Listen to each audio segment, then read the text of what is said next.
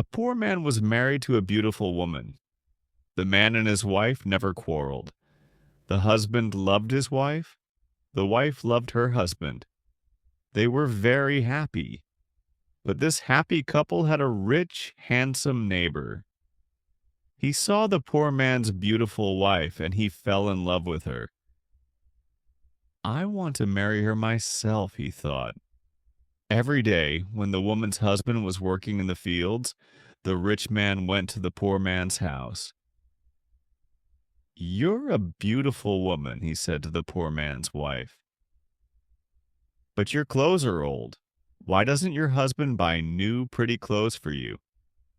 I'm sure he doesn't love you. If he loved you, he would buy wonderful clothes for you. Divorce him and marry me. I will buy you beautiful new clothes, the best in the land. Then you will be the most beautiful woman in Ethiopia." At first, the woman didn't listen to the rich man, but he came to her house every day, and every day he said the same things. At last, she began to think, perhaps my neighbor is right. Why doesn't my husband buy beautiful new clothes for me? Perhaps he doesn't love me. That night, she said to her husband, "Look at me, husband. My clothes are old and ugly. I want new ones. Buy me some new clothes." Her husband smiled at her. "You don't need new clothes," he said. "You are the most beautiful woman in the world to me." She was angry. "Don't you love me?" she said. "If you love me, buy me a new dress." Her husband loved his wife and he wanted to please her. I have only a little money, he thought, and I need a new plow. But I want my dear wife to be happy. So the next day he went to the market and bought a new dress for his wife. He took it home to her and she put it on. "Thank you, my dear husband," she cried. "Now I know that you love me."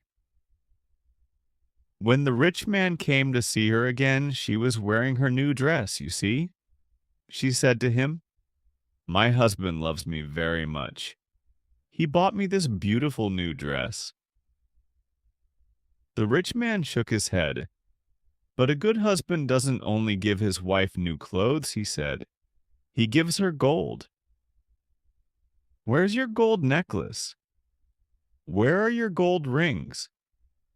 Why doesn't your husband give you those?" He opened a box and showed her some beautiful gold jewelry. "Look at these," he said. "Divorce your husband and marry me, and I will give all these to you." The woman did not listen to him. "Go away," she said. "I love my husband, and he loves me. We are happy together." But the rich man came again every day, and every day he showed her the box of jewelry. At last she began to think, perhaps the rich man is right. Why doesn't my husband buy gold for me? Doesn't he love me? That day she didn't make a fire. She didn't cook a meal. Her husband came home late after a long day in the fields. He was tired and hungry. "There's no dinner for you tonight," his wife said. "You don't love me." "What?" her husband cried. "But my darling, I love you more than anything. You are the most wonderful person in the world." "Then why don't you buy me some gold jewelry?" she said. "When a man loves his wife, he gives her a gold necklace and rings for her fingers." Her husband looked worried. "I spent money on her new clothes," he thought. "How can I find more for gold? I'll go and see my brother. Perhaps he will lend me the money. I must buy gold for my dear wife. I want her to be happy." The next day he went to visit his brother. Lend me some money, brother, he said, and I will work for you in your field. All right, his brother said, but you must work hard. There are many stones in my field, and you must move them all away. Her husband agreed and took the money. He went to the market and bought some gold jewelry.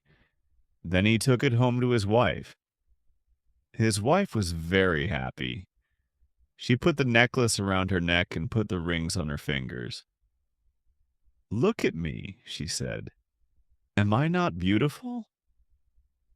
You're very beautiful, her husband said. If you are happy, I am happy. She put her arms around his neck. Thank you, my dear husband, she said. Now I know that you love me. The next day, her husband went out very early before the sun rose in the sky. He ran to his brother's field. It was covered with stones. I must work very hard now, he thought. I must start early and stop late. I must pay my debt to my brother. His wife was working happily at home. I'll make a wonderful dinner for my husband tonight, she thought. He gives me wonderful presents. He works hard for me. I know that he loves me. Hello, a voice called out. Are you there? The woman went outside. Her rich neighbor was there. Ah, it's you. The woman said, Listen, neighbor, you were wrong about my husband. Yesterday he bought me this beautiful jewelry. He loves me very much, and I love him. I will not divorce him. I will not marry you. The rich man was worried. Her husband loves her too much, he thought. If I want her, I must be clever. At last he said, Your husband gave you clothes and jewelry, but I can give you more than that. What? What do you mean? The woman cried. Can your husband make miracles? The rich man asked. Miracles? No, of course he can't make miracles, the woman answered. Only God can make miracles. Men cannot make them. But I can, the man said, because I love you. Love can make miracles. If your husband loves you, he can make miracles for you. If you love me, I will make miracles for you. Make a miracle for me now, the woman said. I can't, the rich man answered. You must promise to love me first. You must leave your husband and come to me. Then I will make wonderful, wonderful miracles for you. The woman said nothing, and the rich man went away. That night the poor man came home late. He was very tired and hungry. His wife brought water for him, and he washed himself. She brought delicious food for him, and he ate it. My poor husband, she thought. He works so hard for me, and he is so tired and hungry. The rich man is foolish. How can my husband make miracles? It's impossible. But the next day, and the day after, and the day after that, the rich man came to her house again. Did your husband make a miracle for you yesterday? He asked the woman. Leave him and love me, and I will make many, many miracles for you every day. At last, the woman began to listen to him. One day, when her husband came home, she was sad. Dear wife, what is wrong with you? Cried her husband. Are you sick? No, she said. I'm sad because you do not love me. What? Cried her husband. But you know that I love you. I bought you new clothes. I bought you gold jewelry. You're the most precious thing in the world to me. But you don't make miracles for me, his wife said. Her poor husband was very surprised. Miracles? Of course, I can't make miracles, he said. Why do you want a miracle? Who gave you the idea? Our neighbor came to see me today, the woman said.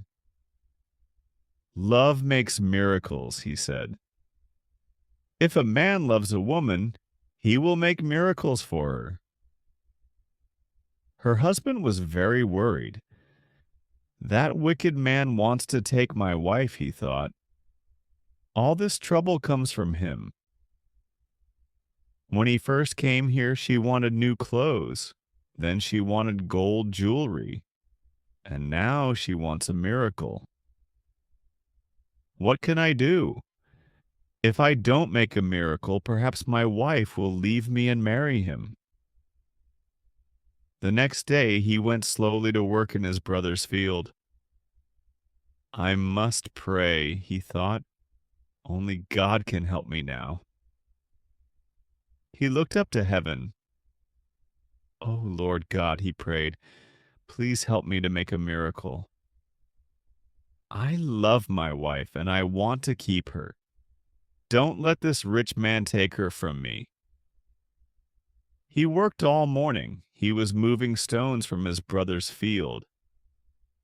In the middle of the day, he sat down under a tree to rest.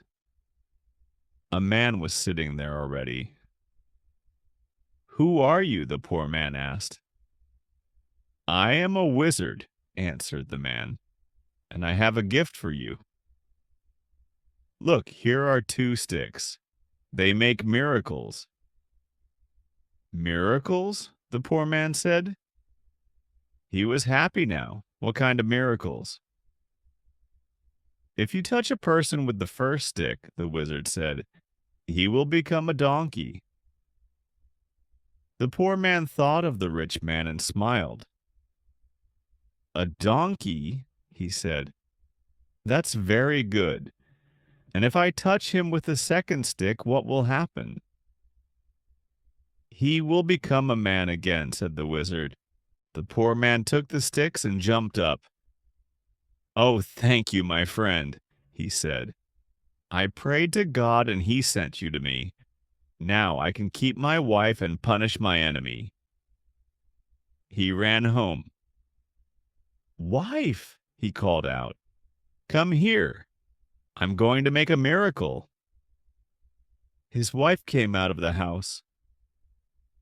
A miracle? She said. What miracle? Look, said her husband. He touched her with the first stick. At once she became a donkey. She lifted her head and tried to speak, but she could not. Hee-haw, was all she could say. Her husband touched her with the other stick. At once she became a woman again. Husband, that's wonderful, she said. It's a real miracle. How did you do it? I prayed to God, her husband said, and he helped me. And now, wife, I am going to punish my enemy. Your enemy? Said his wife. Who is that? You know my enemy, her husband said. He was looking at her. He wasn't smiling now. It's the rich man, our neighbor.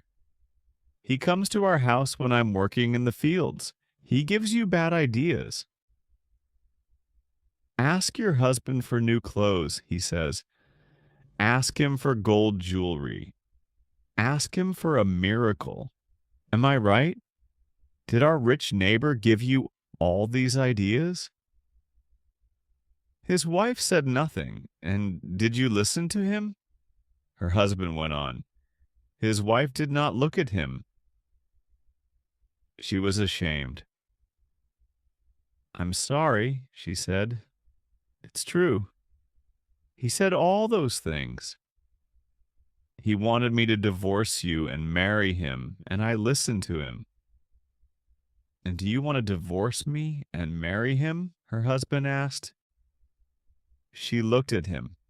Her eyes were full of tears.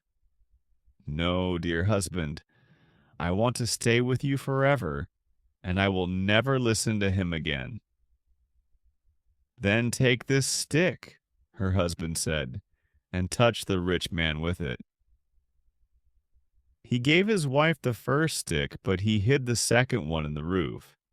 The next day he went to work. Soon the rich man arrived at the woman's house. "Well," he asked her, "and can your husband make miracles yet?"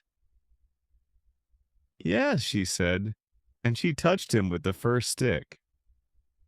At once the rich man changed into a donkey. "Now," said the woman, "you can go to work and help my dear husband." She took the donkey out to the fields. Her husband was working there, moving stones from his brother's field. "Ah," he said, "a donkey. Now I can finish the job quickly." From that day, the poor man gave the donkey many heavy loads to carry. The donkey carried stones away from the fields. It took sacks of teff to the market, and it brought flour and coffee home again. For many years, the donkey worked for the poor man. The poor man was not so poor now. The donkey was helping him. He was becoming richer. One day, the poor man looked at the donkey. It was tired and old. It stood still, its head bent down. The poor man was sorry for it. He went into his house and brought out the second stick. Then he touched the donkey with it. At once the rich man stood there. But he was not a handsome young man now. He was old. His back was bent. He was very, very tired. "You tried to take my wife away from me," the poor man said. "That was wrong. Go home now. Don't look at other men's wives again." The rich man went away, and he never came back again. But the poor man and his wife lived happily together for many more years. The end.